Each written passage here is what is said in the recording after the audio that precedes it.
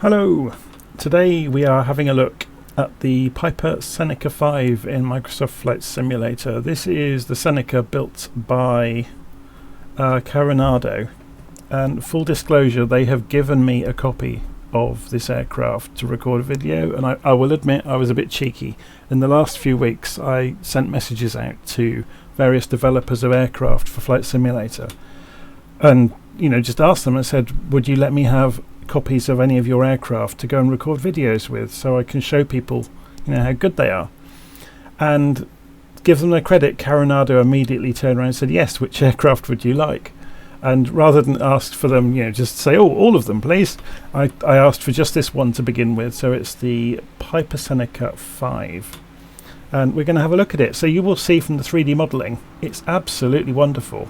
We're at Friday Harbour, by the way, and of course the Demon ice cream van is about to crash into the airplane or drive circles around us waiting for us to move. You will see straight away they've put custom models of humans inside the cockpit, which is really nice to see for a change. But the modelling, the quality of the modelling of the aircraft is absolutely fantastic. It's such high quality, and the textures are very, very high resolution.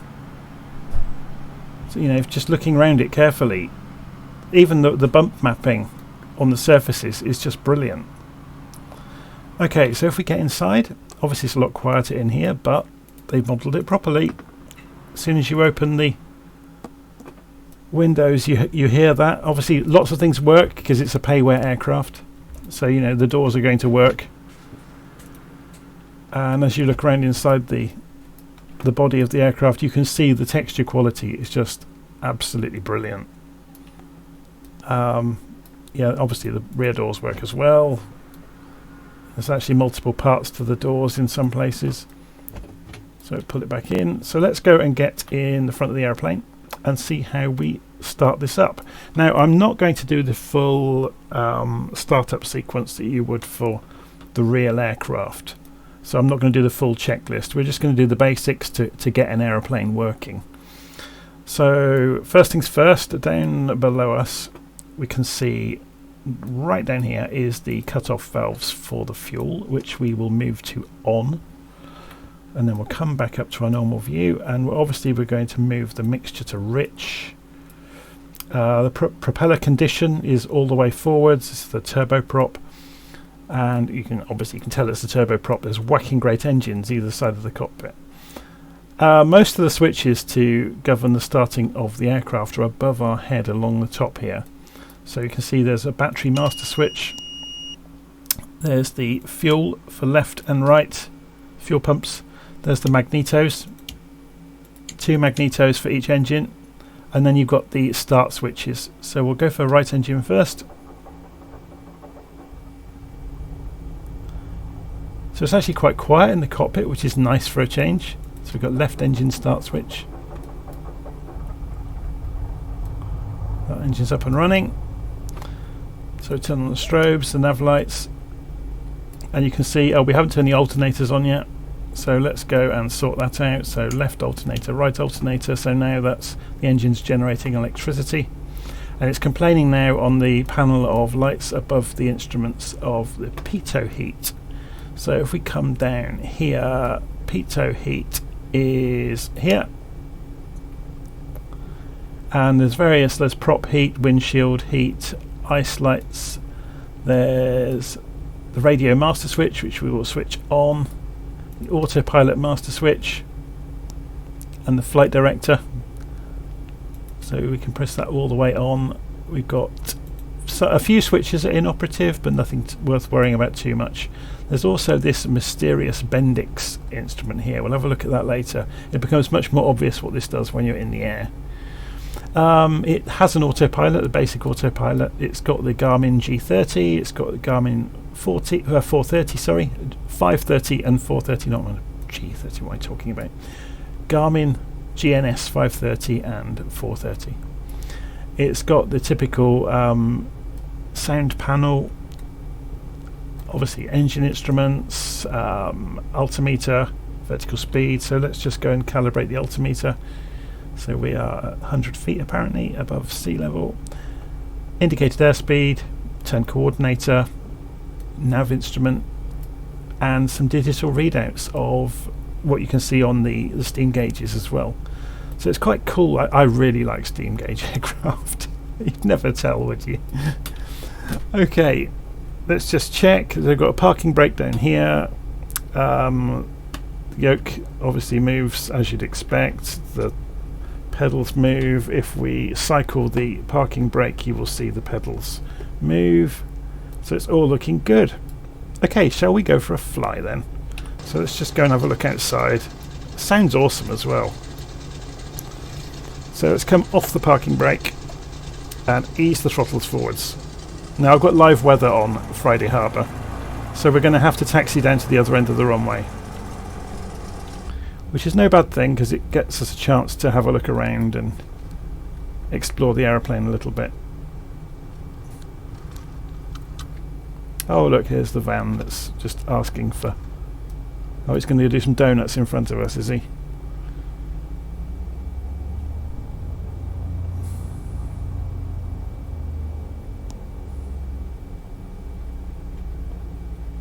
Now there's probably a light for this somewhere that I have not switched on.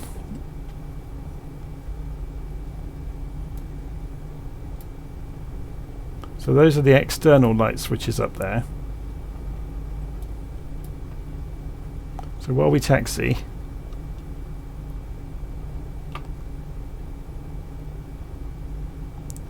let's have a look around.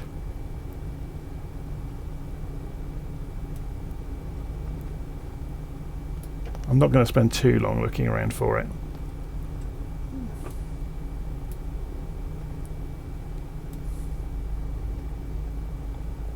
It's going to be something to cover. There's a dome light, obviously. Way. But that's interesting. I wonder if that is backlit or not. I'll have to go and consult the documentation for that one. So this is very much, this is my first flight in the Seneca, so we're going to see how we go. Obviously, if I was following the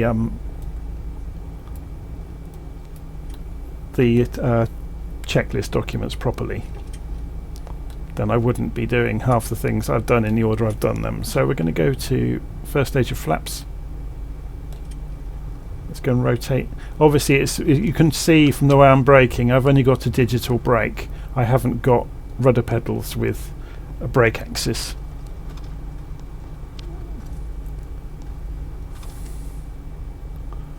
Okay, so let's ease the throttles forwards. Let's move that mouse out of the way.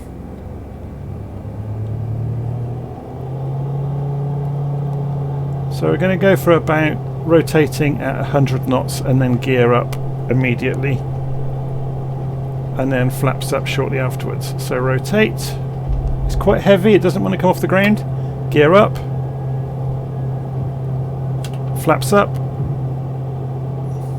The flaps travel quite quickly. So we're just going to climb out to about 1,000 feet. And then we'll turn back to the right to 160 degrees. So we're going to come back to about 80% on the throttles, which is while we're climbing. I'm just controlling this by hand completely. I'm not going to go for autopilot at the moment. So back to 50% on the throttle. Let's get it trimmed out. So 1,000 feet. Just climbing gently. We'll carry on up to 1,500. While we're climbing that last few hundred feet, let's go and move the propellers back to about 80%.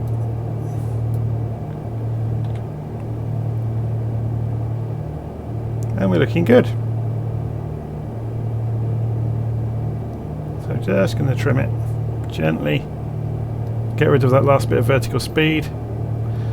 So it looks like on 50% throttle and about 80% on the propeller pitch, we're good for about 140 knots, which is not bad at all, is it? So this could fly for a very long way. Okay, let's do a nice coordinated turn to 160. Just keep an eye on that vertical speed. The plane does want to climb very, very easily.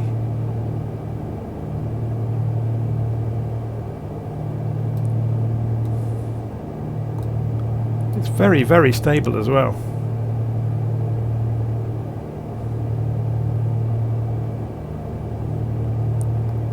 Let's just lose a little bit of that height that we gained.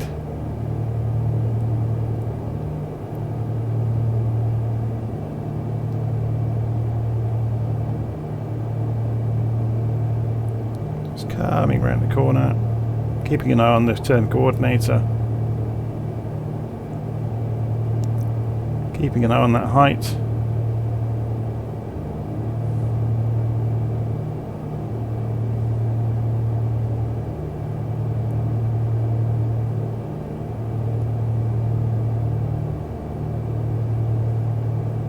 There's 160 degrees, level out.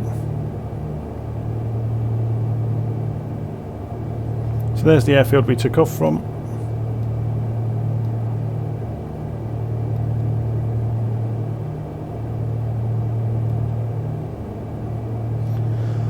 Okay, so I've let go of the controls now completely. So you can see this aircraft is extremely stable. And it's just trundling along happily, minding its own business basically. It's very, very good. So as we pass over some of this land, if we have a play with this, we should see, you get some idea of what it is.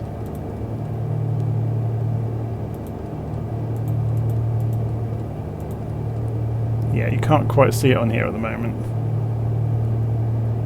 Give it a moment.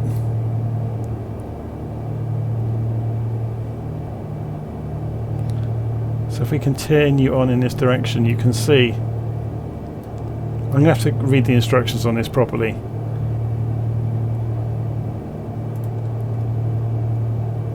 It's a weather radar, isn't it? It's unfortunately we've not got much weather in front of us other than just overcast. This gives us various readouts as well, which is really cool.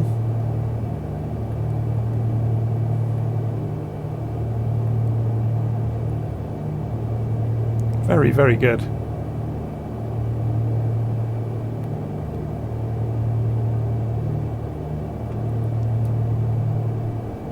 Can we aim the weather radar up and down?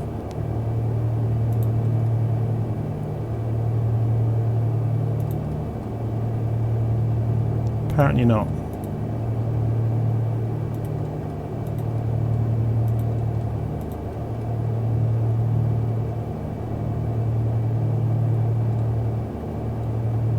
Okay, I'm going to stop playing with that. New toys, you see, shiny new toys! Obviously payware aircraft often have systems in them that the aircraft in the simulator don't have. Or, you know, the ones that come with it don't have. So it's all, you know, shiny new toys to play with. Okay, let's go and turn back round and let's see how this behaves on an approach. So we're going to turn back round to 340 degrees.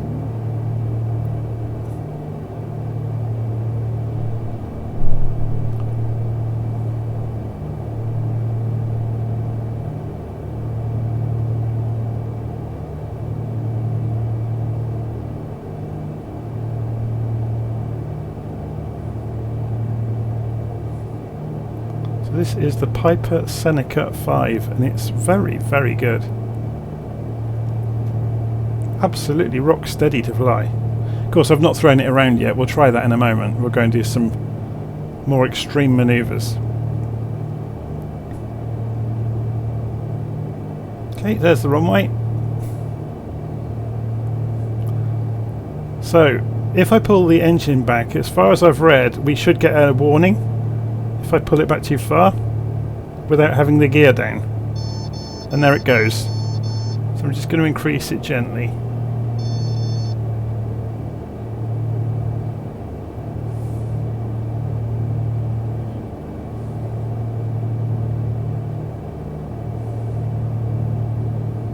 So let's go and do a bit of a harder turn. We're trying to lose some speed basically.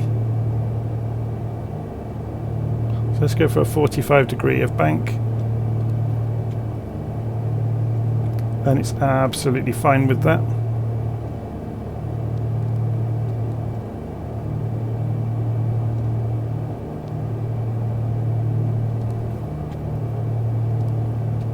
Coming down to 1,000 feet. That warning's good, isn't it? Okay, let's get the gear down and then the warning will go away.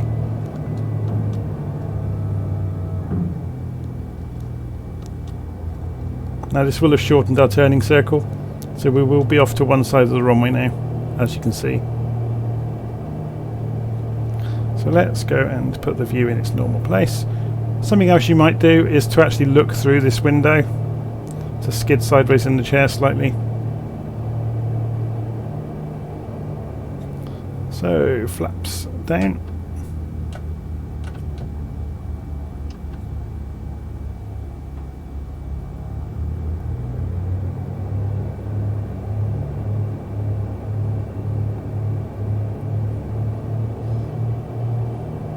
It does seem to be very nose heavy, so I'm going to center myself back up.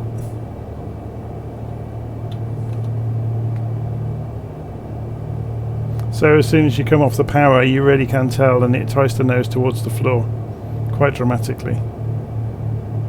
So you wouldn't want to get any slower than about 90 knots on approach.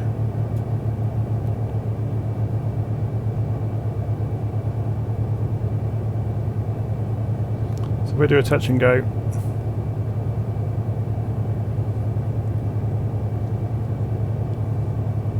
Off. Oh, we've got a crosswind. It's really pushing us, isn't it? Okay. So flaps back up. Gear up.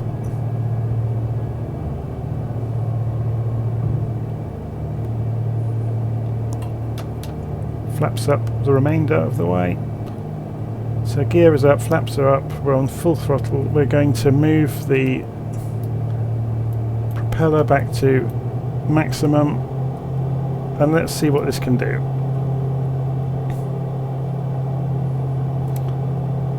Okay, so we're back up to coming up to 1,000 feet.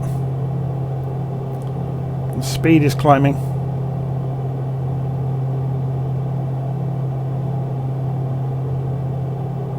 Okay, what's the maximum roll rate like then? So if we go full stick, the induced yaw from the ailerons is actually quite severe. You can see that happening. Yeah, you can see the nose moving around. Remember, we're flying into the wind, which is obviously going to exacerbate that. What about climb rate? So if we keep an eye on the indicated airspeed and on the artificial horizon, I'm going to give us a bit of a fisheye view so we can see out the side as we do this.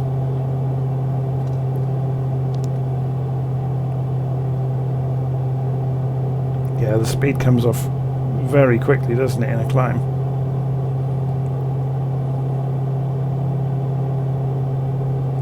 But it comes back just as quickly. What about stalling then? So, a powered stall to begin with. Coming up to 20 degrees, nose up attitude, and we'll hold it there. We're going to run out of speed very soon. More and more backstick required.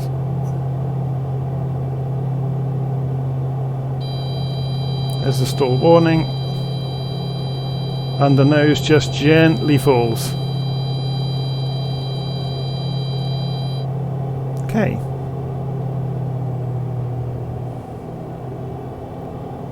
Okay, let's do that again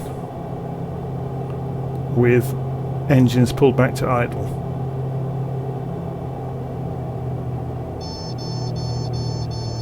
So we're going to get the warning about the engines. Backstick. Oh, and it's nose down though. It's very consistent. What about if we are turning at the time that we cause it to happen? So we'll turn.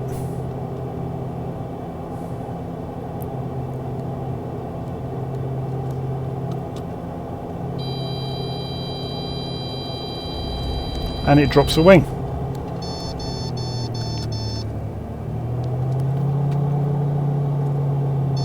Oh, and we're going to overspeed.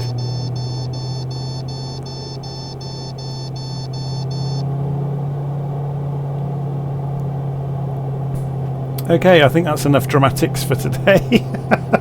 But yeah, basically the plane is very, very stable. It's very docile. You have to really put it in dangerous situations to cause them to happen, if that makes any sense at all. So we're flying back towards Friday Harbour. I'm going to cut the engines back. Well, they're at 50% at the moment, which is fine.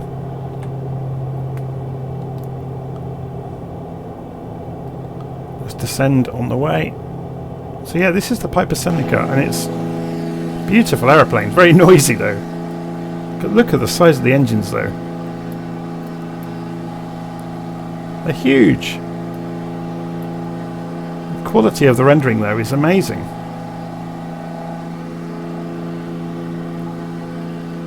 I guess this is the difference, isn't it? This is a pay-ware aircraft. From a very well established development studio, Carenado have got such a long track record of making high quality aircraft. And apparently, I'm not sure how true this is, but I hear that their simulated aircraft pretty much hit the numbers in the in the manufacturer's data.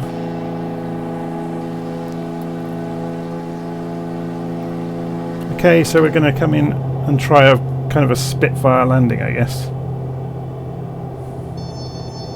It's an interesting one actually. So if I chuck the side of the aircraft into the airstream, look at the speed coming off. So that works. So you can side slip to lose speed in a hurry.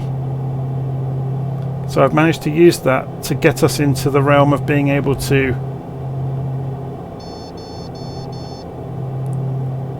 get the gear down.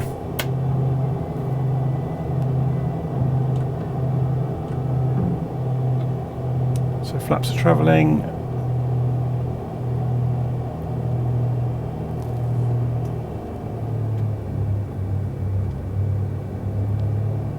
Remember what we said about not getting too slow. As soon as you get below about 90 knots, the nose really becomes heavy.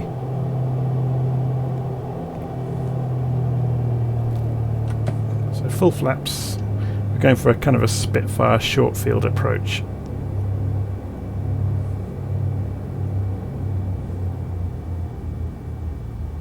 So we're just keeping an eye on the indicated airspeed and make sure we don't dip too much below 90, because we won't be able to pull the nose out easily, or we'd risk dropping a wing, I guess.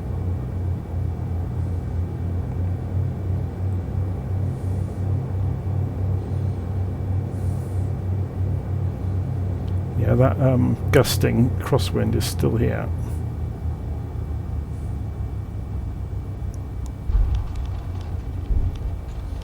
Okay, and we're down. That was great fun. Okay, flaps back up, and we'll just roll out and pull off the runway at the far end. Perhaps we could make it here, couldn't we?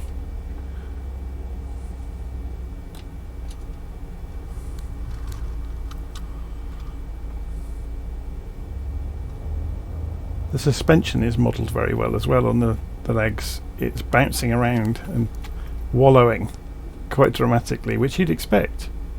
Something you often see missing from aircraft in flight sim.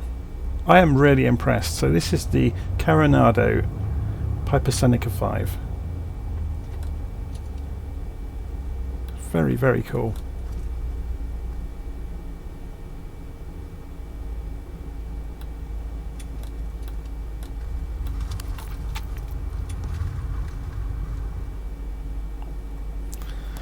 Okay, parking brake on, and then obviously we can just pull the mixture back to run the engines out of fuel, and then go and get rid of the, or turn the main shut off for the fuel off, and we can work our way backwards around the instruments basically. So everything we did earlier we can now just go and turn off. So radio's off, flight director and autopilot off, and above our heads turn the mags off both sides, fuel pumps off both sides, alternators off, battery master off. Oh, and I forgot the light switches as well. So there you go. So first flight in the Seneca V, and I think that's fantastic. It's a gorgeous looking aeroplane, isn't it? And thank you very much to Carenado for letting me have a copy of it to show you, basically. So if you head over to Carenado, you'll be able to find it. They're in the their aircraft are in the Microsoft Store as well. So you don't even have to go to a third party and put it in a community folder. You can get it straight through the marketplace in Flight Simulator. But yeah, if you like flying GA, and there's obviously a lot more to this than I've shown you today in the systems, you know, that we saw in the cockpit, like the Bendix systems and stuff like that. I'll be coming back to it and doing some proper flights, some instrument flights as well. So yeah, it should be fun. Okay, I'm going to stop recording there. Hopefully you enjoyed it, and I'll see you again soon.